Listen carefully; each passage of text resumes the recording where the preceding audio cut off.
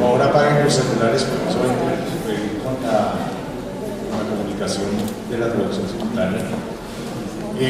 La revista Caleidoscopio a lo largo de los últimos años ha venido involucrándose de una manera muy importante dentro del FICCI, y en esta oportunidad, gracias a ello, tenemos la oportunidad de conocer, de ver, de oler y de sentir, de escuchar a Paul Shrader, que es el invitado del Caleidoscopio. Paul Shrader nace en China, y no voy a hacer como la presentación que hace Google o que hace Wikipedia, eso lo van a encontrar ustedes, pero sí creo que hay que destacar tres momentos fundamentales en la vida y obra de Paul Shrader, siendo originario para el cine a partir de la década de los años 70. Y está su oficio como crítico y como teórico del cine, con ese libro maravilloso que nos mostraba ahora Carlos Senado, que es el de Dreyer, Bresson, Yosu. Y por eso algunos amigos pues, se preguntaban, bueno, ¿y qué tuvo que ver Paul Shrader en la película de Bresson? Y sobre todo en la película de Pickpocket, que está programada en el festival. Entonces la mejor manera es recomendarle a los amigos que vayan y la vean, y ahí pueden encontrar una serie de similitudes dentro de su trabajo como guionista que va a ser su segundo trabajo, su segundo momento en la vida de Paul Shrader. Y por supuesto estará el realizador.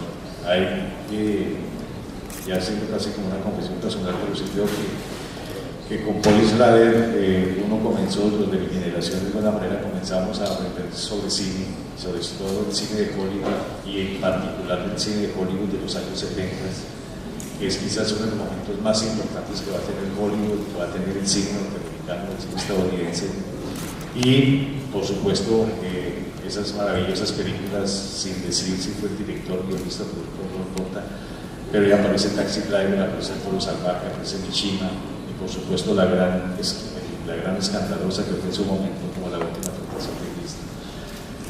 Como ustedes vinieron fue a escucharlo a Paul Shrader, entonces más bien le doy la palabra para que él se encargue, como siempre ha sido a través de sus películas, que se encargue de nosotros. Gracias. Well, I think they want to show the video before we start.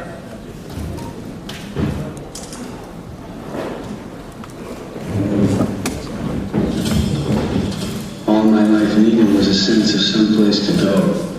I don't believe that one should devote his life to morbid self-attention. I believe that someone should become a person like other people.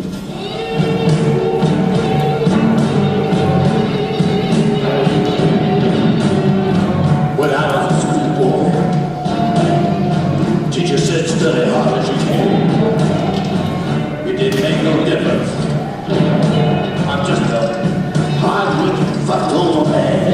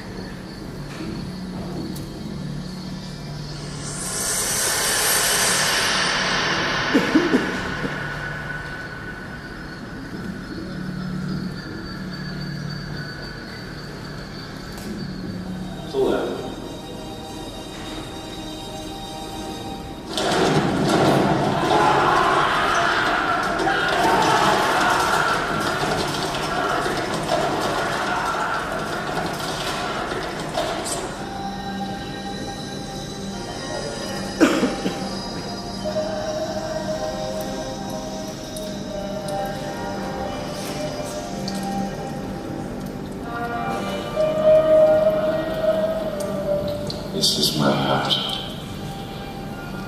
Take it. God is inside of us. The devil is outside us and the world all around us. We'll pick up an axe and cut the devil's throat.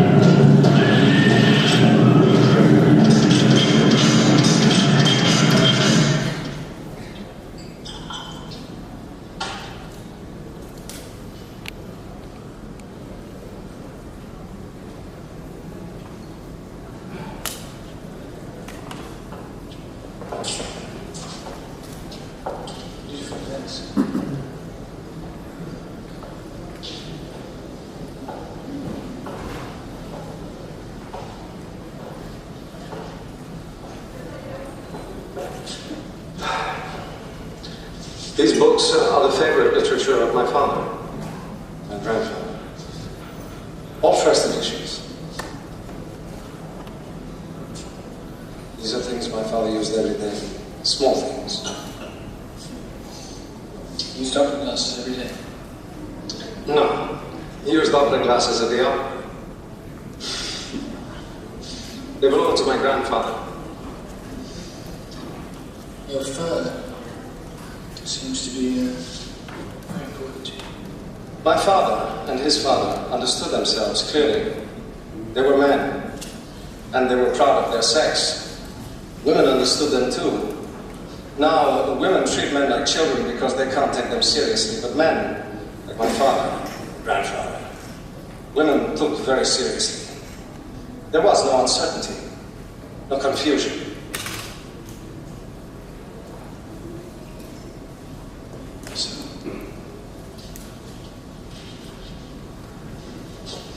This is a museum dedicated to the good old days.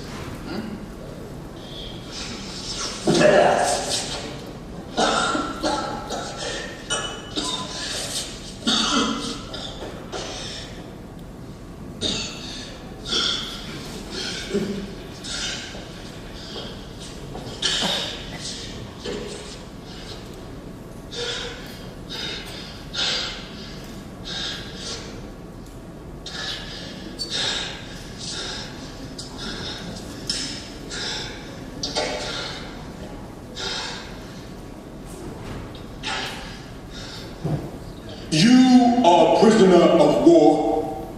We're going to negotiate a prisoner exchange to free our two comrades who are now being beaten and tortured in the fascist prison system of America. Patricia Hearst, daughter of Randolph A. Hearst, corporate enemy of the people. One of 5 arrests made across the country by combat units of the SLA, according to the Geneva Convention governing prisoners of war. There's a revolution going on in this country. The people have declared war on the fascist American government. The revolution is happening right now, bitch, in good old fascist America. A billion stars were set in the world above my head as I drifted back in memory to all the things we said. Turning my attention to the pain that I denied. It was never my intention to ever say goodbye.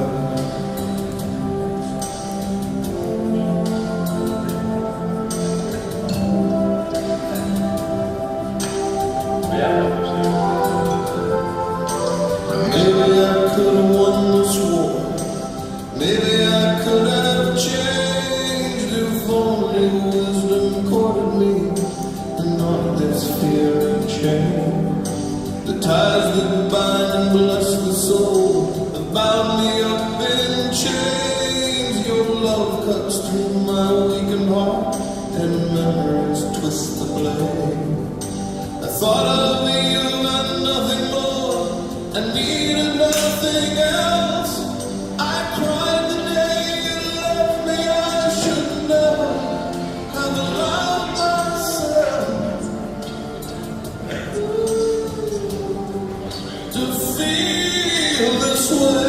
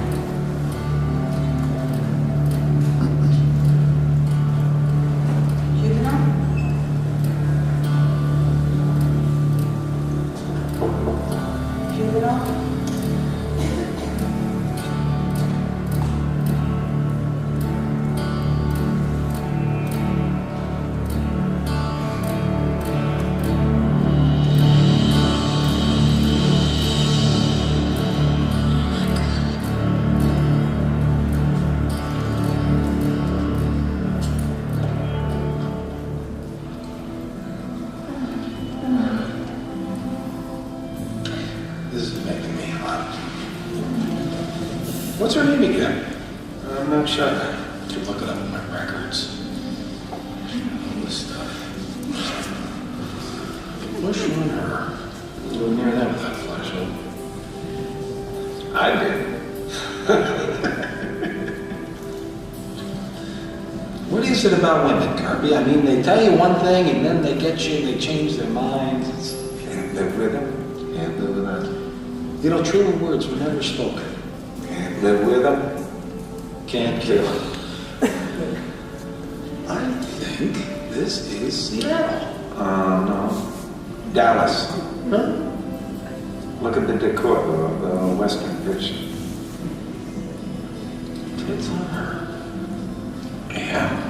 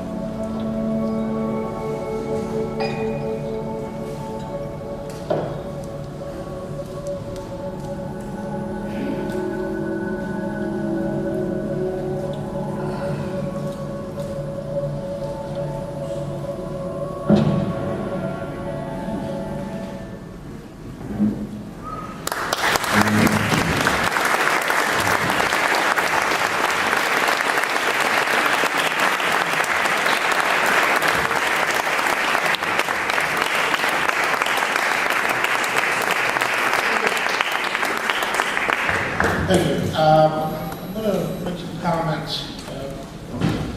Let's see, how many of you are listening to simultaneous translation? Okay, so if I start going too fast, someone just tell me to slow down a little bit. I was thinking about what to say. Now, I'm just going to speak for a while. If you want to, otherwise you can be stuck up here like a pop.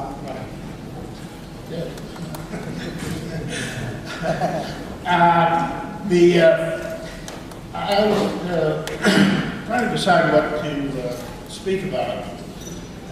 When they called me, I just said, storytelling for the new era. And I suppose I could talk about screenwriting. I have taught screenwriting. I have a method I teach. I have lectured on it. It's a method that I developed, that I use to teach myself how to become a screenwriter. It's still quite valuable. I still use it from time to time myself. But rather, it's kind of hard to talk about screenwriting at this current time, because we are involved in a total systemic change of the definition of motion picture or movie. It's not an evolution. It's not something that is going to go this way and there'll be a counter reaction. No, I mean, 2013 is more or less like 1913. We're making it up all again. And very little that we have learned in the last 100 years of cinema is of much use anymore.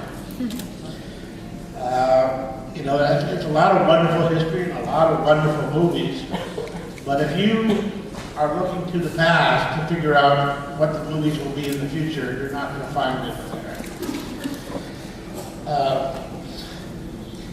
there. And this systemic change covers everything.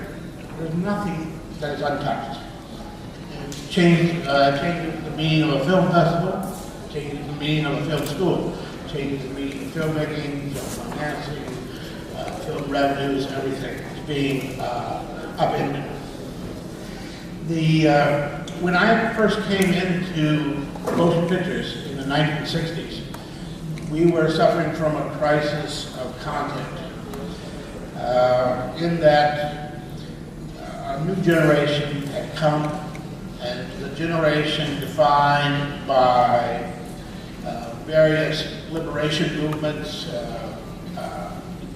gay rights, civil rights, anti-military, anti-war, women's rights.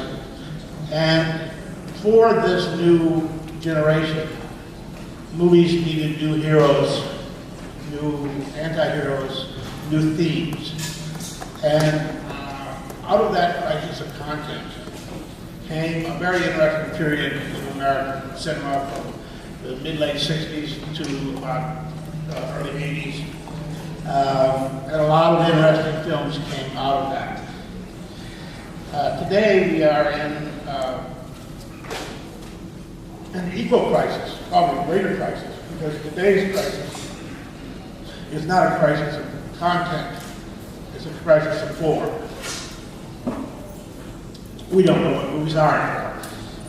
So it's not just a matter of changing the themes or the heroes or the stories. It's trying to figure out what in fact this thing is. We don't know how long a movie is anymore. We don't know how you watch it. How big the screen is to watch it on. How many pieces it's broken into. We don't know whether you participate with it or not. We do know essentially that the model of the last 100 years, which is a projected image in a dark room with a crowd, that's a very 20th century notion. And that is going the way of the bookstore and the CD player. There will remain, of course, theatrical exhibition, but it will no longer be the primary exhibition. And from this, and all of this, of course, is being driven by technology, which is the one constant in history. And the thing is, it's not only a constant, it's a, what's the word for it? One of those curves that goes like that. It picks up momentum and speed, and by the time you open the box to your computer's out of date. So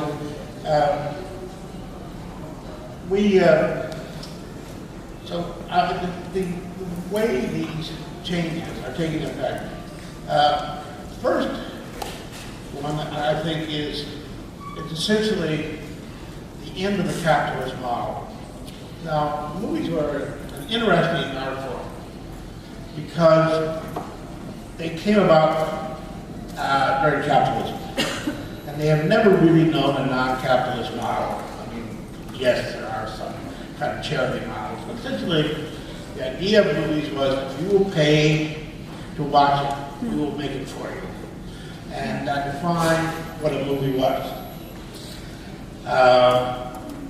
We are now entering an era where it is possible to make movies nobody pays for because they're being made so cheaply. They're being made on this. It's possible to make movies for no audience whatsoever. And I have noticed, increasingly the number of film students who are making movies that not even they would watch. And this changes the notion of what it really means to be a filmmaker. It puts it much more in line with the older ideas of what it means to be a poet or a songwriter, which is you can do it as self-expression and not as part of a capitalist model. In the 30s, there was this term they used a lot called camera stilo, which means camera pen. remember Scorsese and I would talk about that was the goal, that someday a camera would be as cheap as a pen. You can just write whatever you want. Well, that day has come. And I was speaking to Marty recently, and we were sort of bemoaning this fact. I said, you know, we used to talk about camera stilo, but in fact we didn't believe in camera stilo. What we believed in was audiences. And we always wanted to make movies for audiences. And I still believe in audiences. But because of the DIY aspect of low-cost filmmaking, you can literally make a movie the way Emily Dickinson wrote Poe. And you can leave it in your drawer, and maybe future generations will find it and make it their own. As a result of this, upsets a lot of things economically. Because in the past, if you got to make movies, you made money. Because movies were so expensive to make that everybody who was doing them was getting paid. Nobody was doing it for free. It was too expensive. Now, you can actually not get paid. You can actually be a movie maker and not ever get a dime.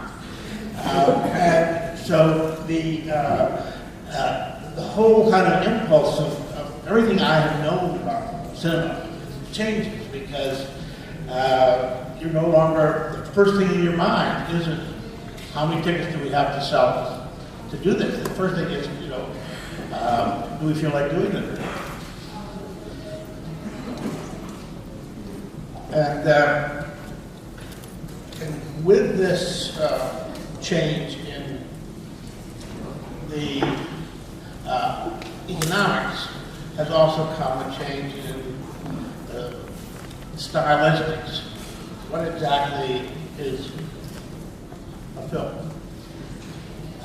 There used to be rules. You know, we spent 50 years in the U.S. creating the classic cinema.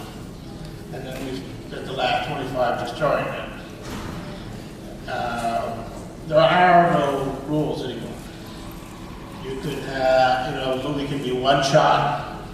A movie can have just a multitude of flash images. Audiences are not thrown by any of this anymore. You know, that's because the technology has changed our brains. You know, the people in this room who are in their 20s no longer process information the way I did. They don't see it the same.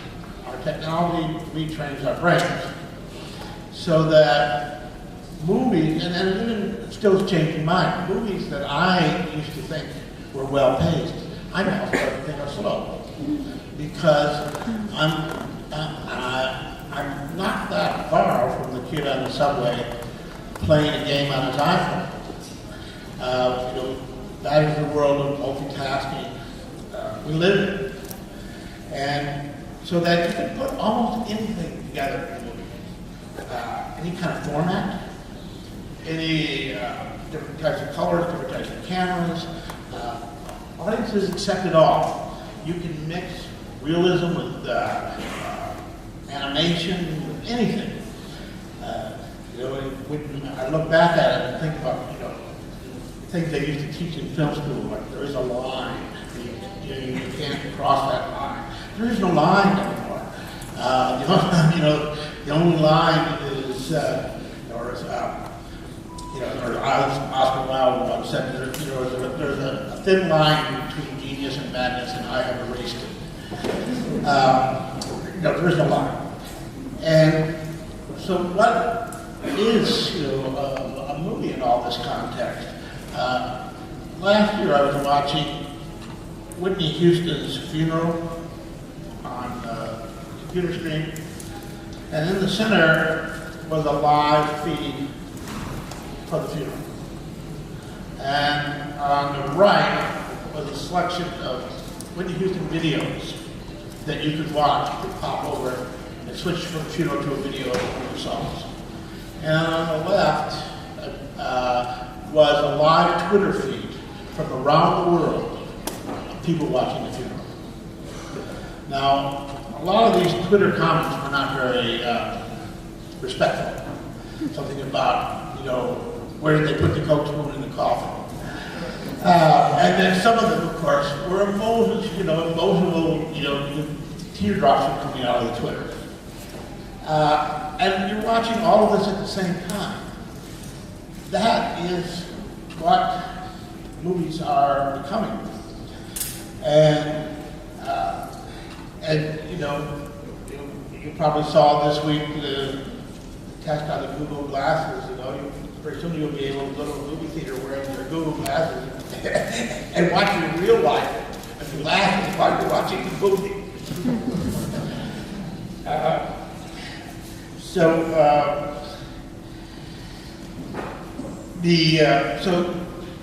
that whole sense of what is a well-made film, what isn't, I mean, those auteurs of YouTube who are making 1 and 2 minute movies, you know, they may be filmmakers.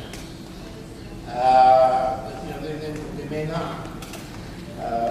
Or a film like The Clock, which runs 24 hours, you know, that's a film too. And so you have to understand that a lot of what we think of as a film was defined not by artistic needs, but by economic needs.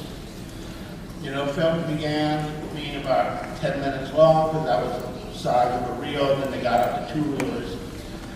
And then economically they realized that if they really wanted to make a lot of money, put on, it'd have to be at least an hour and a half, 2 hours. And you put it in a huge room, and that was Birth of a Nation, which revolutionized and created the movie industry in 1917, and all the huge movie palaces around the world were built because of the money.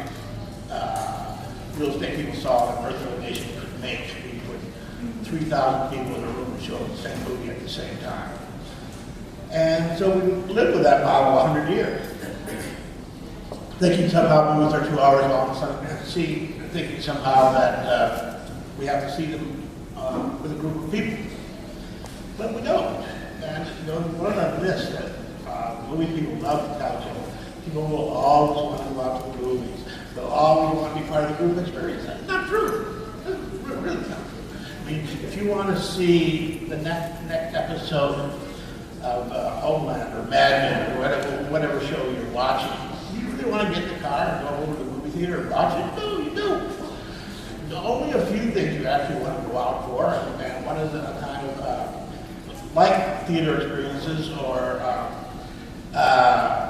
like spectacles, you know, like music. You know, you will go out for an event, you'll go out to a spectacle, you go out to a cinema club, which is essentially what this film festival is. This is a cinema club. This isn't really a multiplex. And so it's always surprised me over the years to hear these people say, you know, people are always going to want to go to the movies. First of all, we don't know what movies are. Second, they may not always want to go to the movies. I remember when Axel, what's his name, from AC/DC, Axel Rose, he said that the CD will never go away because the listener all wants to have the artwork. So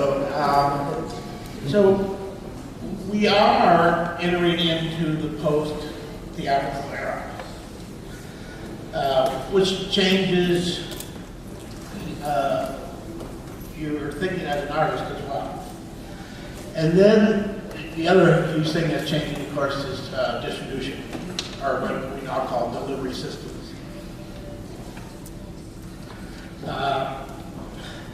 That it's changing very, very fast now. But when we're trying, like maybe, to figure out how to monetize new media, I mean, if you want to make a horror film, the two scariest words in the motion picture business are revenue collection. Make a movie called Revenue Collection, and everybody in the business will be terrifying. Because we don't know how to collect revenue. But we're starting to get a feeling of how we might collect revenue. And so that distribution is really going to be driven by revenue collection. And I think you all sort of know the examples of the things that are coming out now. South America in general is behind the game to VOD. America pretty near the top, although South Korea is ahead of America, Denmark is ahead of America. Denmark already can now get more money on VOD than on the theatrical purchase. One of the films that made people pay attention last year was a film called Arbitrage, which they released theatrically because Richard Gere felt it was a stigma to go straight to VOD.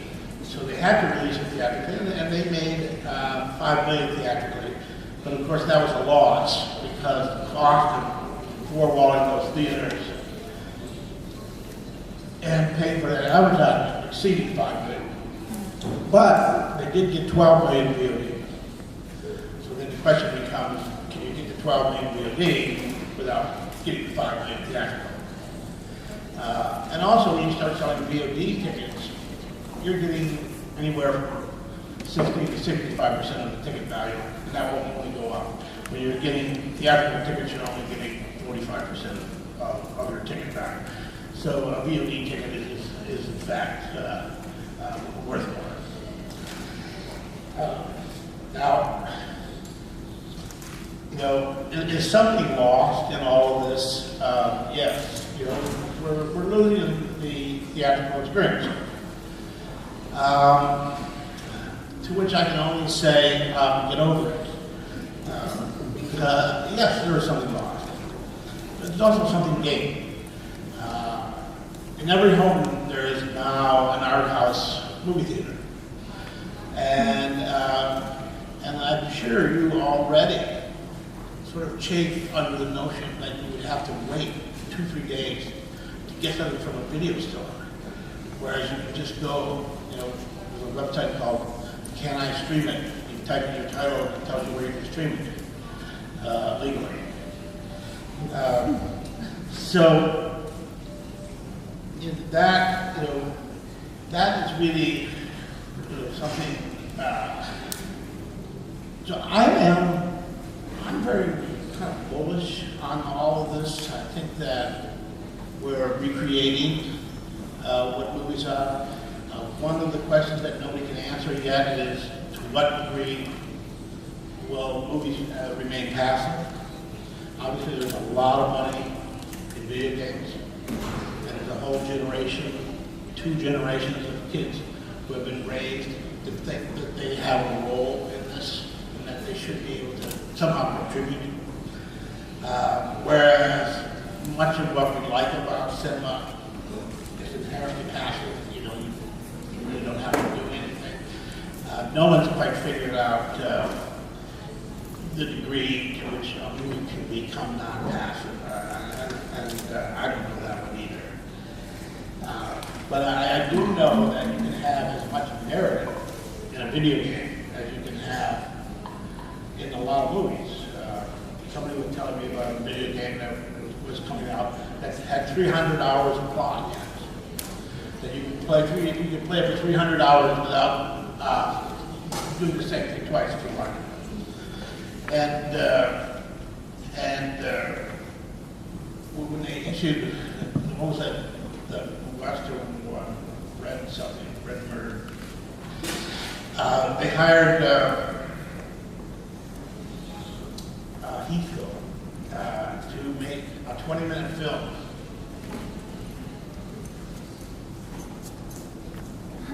I'm sorry.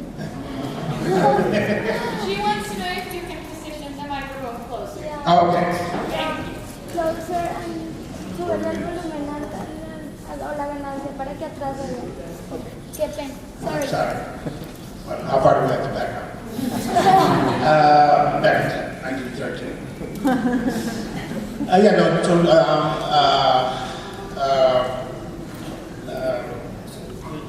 John Heathcote made a 20-minute film out of this video game. And it was just one of thousands of the films that could have been made out of that video game. So, how does someone like me, deal with this? I began by making films in the studio system. I did film for 10 years in the studio system. And then it came to a place where the films that interested me, the films I wanted to make, were no longer being made by the studio system. And so, de facto, I became an independent filmmaker and was able to keep making films for another 20 years. Now, the underpinnings of the independent film world are starting to crumble. Before I start talking about what I did the last year, I want to back up and apply this to screenwriting. Because here's another thing that has happened in our media generation. And writers among themselves refer to it as the exhaustion of narrative. If you can imagine how many hours of plot line your grandfather saw, your father saw, you see, your child will see. It is exponentially changes. You have a person 30 years old today has seen so much plot, been inundated with plot. Plot used to be something relatively rare. You live your life in a constant narrative. And so, if you tell somebody, I've got an idea of a movie about these interracial gay couples who get trapped on a lifeboat. And they say, oh yeah, the interracial gay couples on the lifeboat idea. There's almost no idea that it has any kind of fresh punch anymore.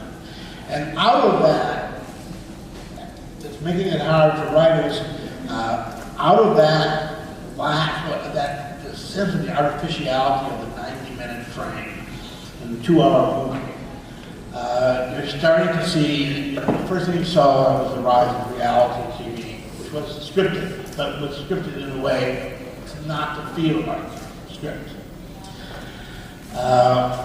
And now most of the serious writing in the U.S.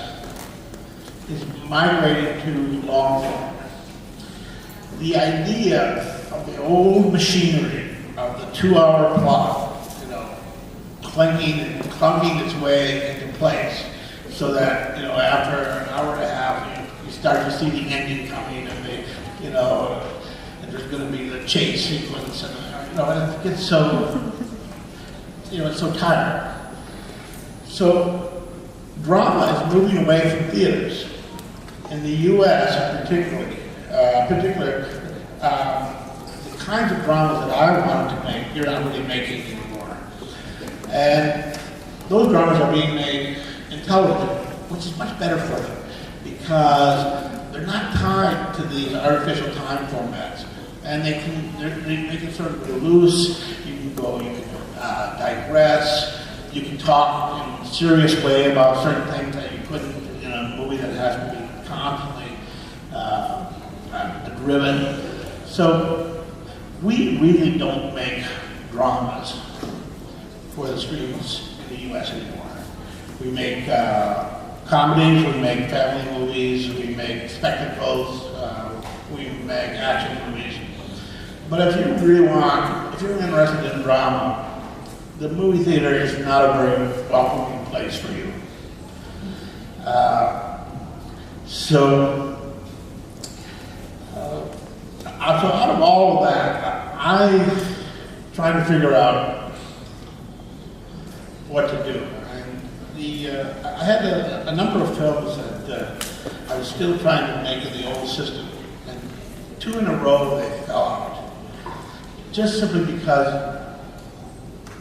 You know, the $10 million film became a $5 million film, became a $2 million film, and then it fell apart. And that because there really wasn't a kind of market for it, you know. One of the things that caused Steve Soderbergh to sort of quit from directing for the time being is he's been making films that there's no market for anymore. They don't make those films theatrically. The film, you know, that the Dio Hitchcock thing he just did about pharmaceuticals. We don't make that film anymore, and nobody wants to see it anymore. So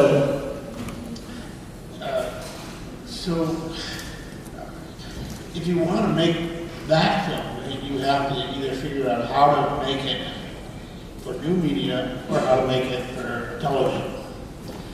So the last film I had that fell apart was something that Bret Easton Ellis, who is a friend and an author, he had written the script. And we were going to do it in San Juan with Spanish money, and then the euro got whacked, and 4 or 5 weeks before shooting, it all fell apart. And you know, about $1.5 million had been spent, but it was gone. And so on a year ago, in January of last year, I wrote Bret an email. The first paragraph was about why the film fell apart. And the second was, my mind keeps coming back to the characters and dialogue we made. I condensed the plot for budget reasons, but I never touched the dialogue. It was very good. I'm wondering if there might be a chance for us to collaborate on something else in the future. Maybe from one of your books or mixing up some new characters. Given the new economics of filmmaking, I envision this as a relatively micro-budget production. To make that work, the script has to be multi-character, relationship-based, full of sharp dialogue, set in contemporary locations, and have a certain outre value. In other words, very much like the stuff that Bret Easton Ellis writes. Between the two of us, we could attract interesting actors and create a profile for the film via social media. It would be something that we own. We wouldn't have to go hand in hand looking for financing, and most importantly, there would be no censorship. Does this interest you? Well, we sold that film last week, and it was called The Canyons, and it'll be out sometime this summer. And it involved Bret and a mutual friend and I. We thought, well, we'll each put in $15,000 and we'll make it. And then, so Bret wrote a script. And then it moved on to figure out how we're going to cast this. You know, with our budget, you know, basically under the guild agreements, if you're under $200,000, you can pay minimum wage, which is $7 an hour, $100 a day. So we were looking for 5 young, attractive actors who were talented, good-looking, would be willing to do nudity and sex simulation, work for $100 a day, no transportation, no trailers, provide your own wardrobe and makeup. Now, that's not a very attractive pitch to make to an agent. So I was speaking to a casting director, and I said, you know, how should we cast this? Because we're not going to hire you.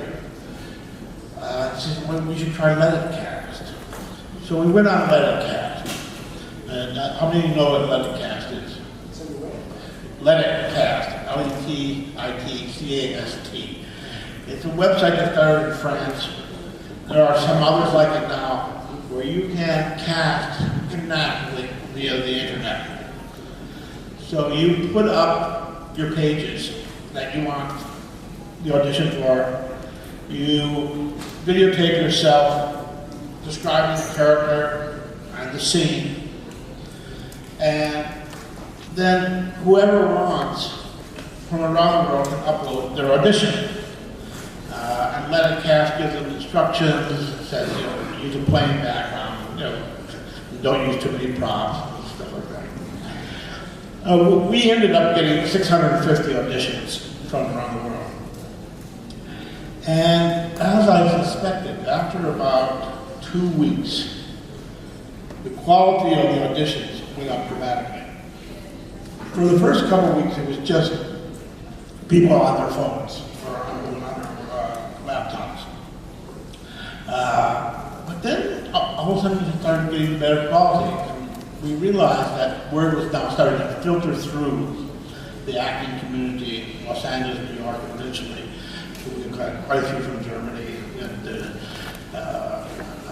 quite a number from Brazil, in fact. And of the 650 auditions we got, I think around 125 were of professional quality, were of quality that you could actually cast somebody.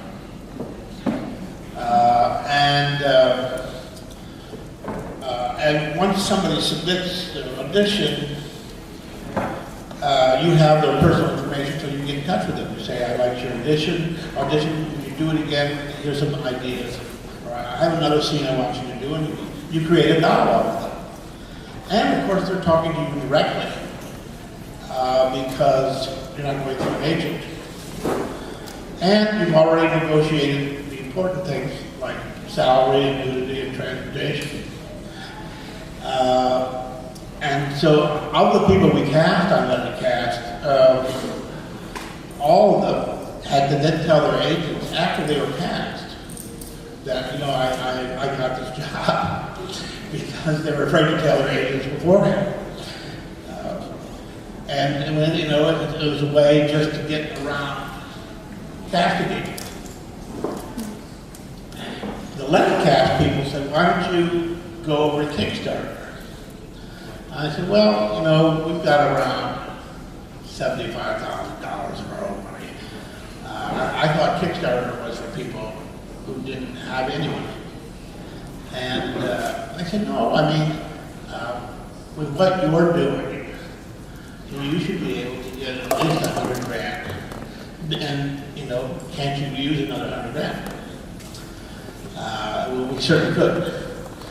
So we got involved with Kickstarter, and in the end we picked up 175 for Kickstarter.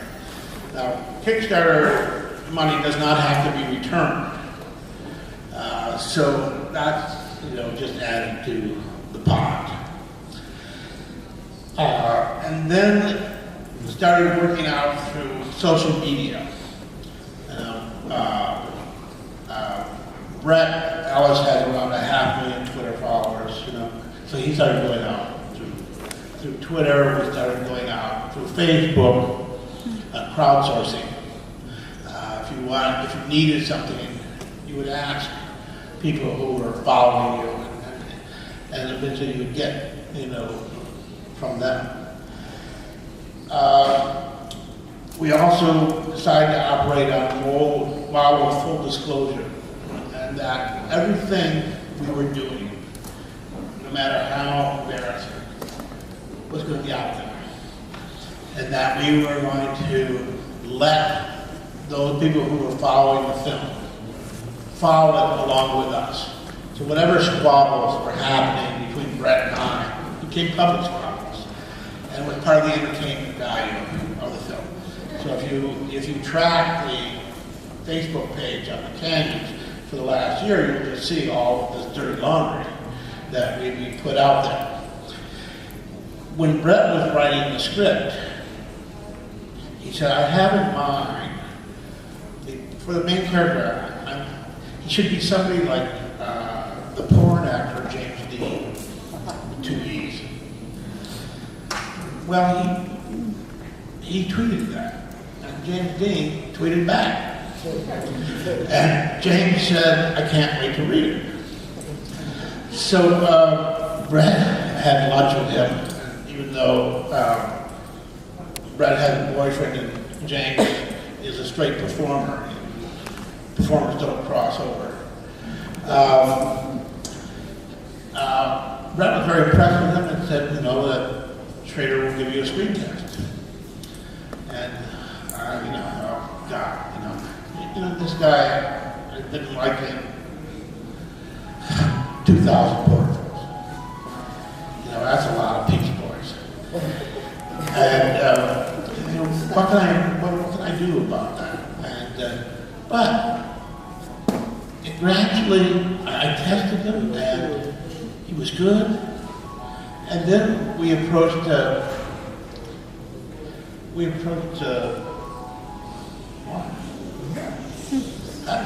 one insisted film.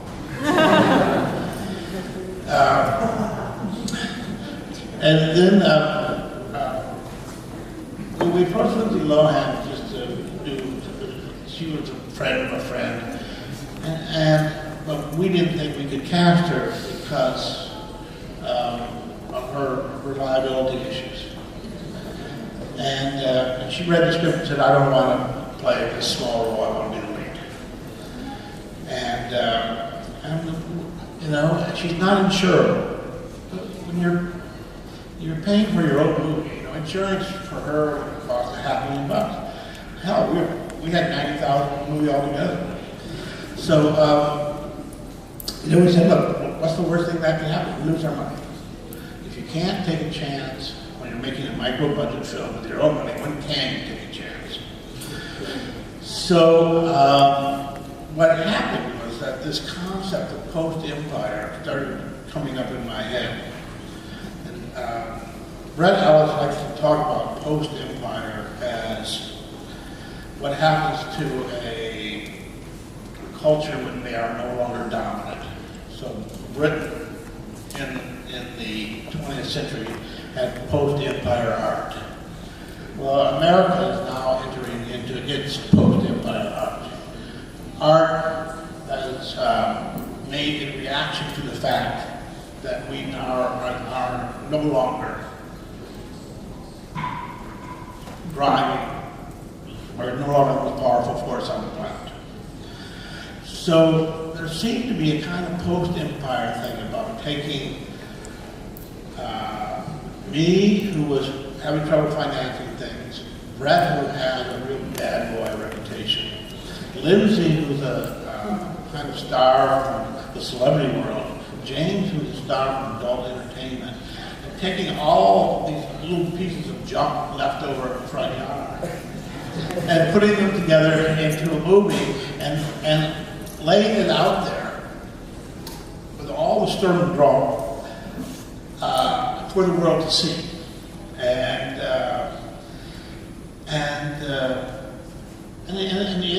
it worked. I mean, it worked in a way that sometimes wasn't very happy because,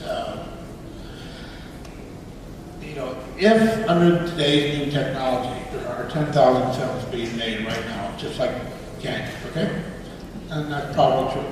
It's probably true in the U.S. alone, so let's make it 50,000 for the world. 50,000 people are making the exact same film you are. And they all want the attention of the same 30 or 40 people on the planet. How are you going to get your head above the crowd? Well, you have to, you have to kind of sow the wind. You have to create something. You do it through social media, you do it through letting people interact, you do it, and we certainly didn't tell Lindsay to keep getting arrested, but, in the end it didn't help her either. I wish for her sake she wouldn't get arrested all the time, but it certainly was part of a stew, that we were creating. So I don't know how replicatable this model is. I know it worked. I know the film's already in profit. We haven't even sold international yet. We've got, we have a lot of deferments to pay back, but even after all that, we're ahead by $250,000. And then we have the rest of the world, and then we have all the actual sales, all the actual So it was a good model for us.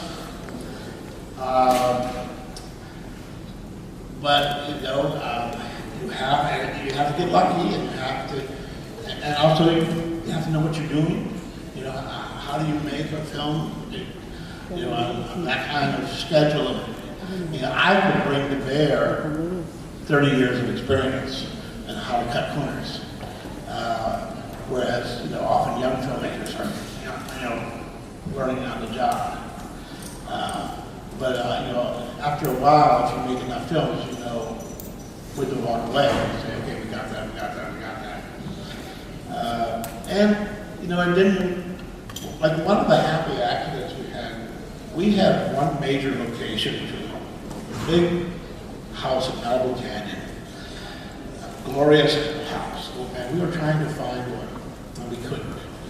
Mostly, the script had been written for locations we knew.